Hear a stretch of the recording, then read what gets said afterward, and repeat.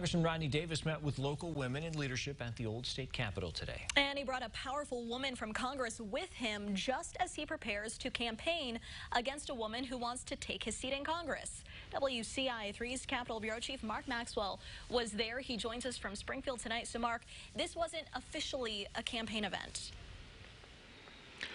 Jessica, good evening. That race may still be 16 months away, but the first battle lines are being drawn in what is sure to be a nationally watched big swing district, a close race. The Betsy Dirksen-Londrigan campaign is working largely behind the scenes, retooling key campaign spots and raising more money.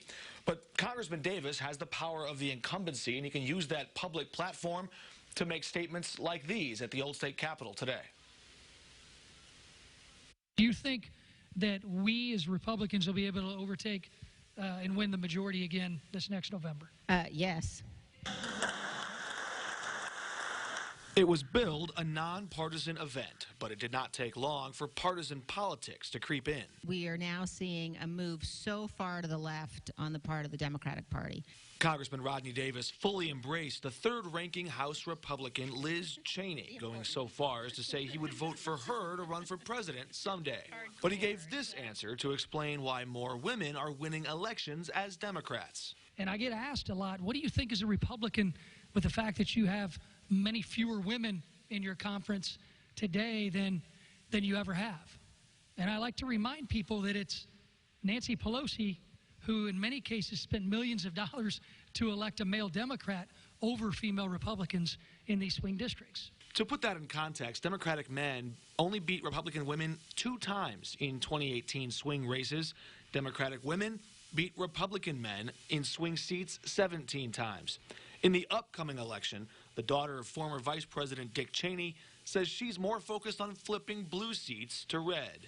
Fundamentally, that's going to be the issue that's on the ballot in 2020 is, do you want to live in a country where we continue to defend free enterprise and opportunity for everybody and economic growth, or do you want to live in a country where the people running it believe in socialism? And I don't believe the American people are going to vote for socialism. That S word already featured in this race. When Democrat Betsy Dirksen-Londrigan announced her 2020 relaunch, the National Republican Congressional Committee called her a, quote, socialist loser. I asked Davis if that insult jived with his preference of more civility in politics, and does he really think his challenger is a socialist? Well, you know, these are questions that you'll have to ask my opponent. It's pretty clear where I stand on the issues, but I certainly hope we find out where my opponent stands over the next few years, too. I did ask the campaign for Betsy Dirksen-Londrigan that question about socialism. They responded tonight saying, quote, Rodney Davis talks about civility but won't condemn these blatant lies. Also, Davis is framing this as a debate over socialism. The race and the debate she wants to have is over health care. One they will likely both be eager for is a national debate over the future of abortion as well. Another hot-button item to watch out for in 2020. Jessica? All right, Mark, thank you so much. And we asked the Dirksen-Londrigan campaign to respond. In a statement, they said Congressman Davis has a, quote, record of taking over $600,000 from the pharmaceutical and insurance industries and then voting against lowering the cost of prescription drugs and to strip protections for those with pre-existing conditions.